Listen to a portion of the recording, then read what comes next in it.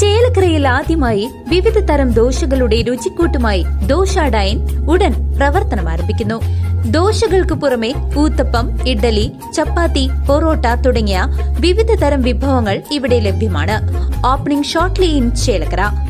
East Ottapalam ജുമാ മസ്ജിദിൽ വൻ മോഷണം. ഈസ്റ്റ് ഒറ്റപ്പാലം ജുമാ മസ്ജിദിൽ വൻ മോഷണം. 6 ലക്ഷം രൂപയോളം നഷ്ടപ്പെട്ടതായി പരാതി.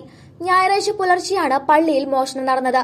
ബലിപെരുന്നാളിനോടനുബന്ധിച്ച് സമാഹരിച്ച തുകയാണ് മോഷണം പോയതെന്ന് പള്ളി ഭാരവാഹികൾ പറഞ്ഞു.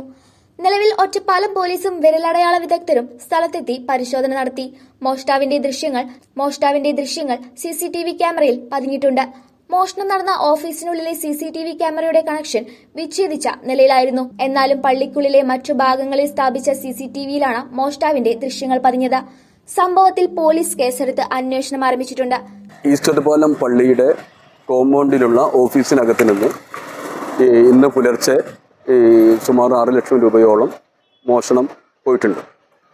ബലിപെരുന്നാളിനോടനുബന്ധിച്ച് ബലികർമ്മത്തിന് വേണ്ടി വിശ്വാസികളിൽ നിന്നും സമാഹരിച്ച തുകയാണ് ഈ സംഖ്യ.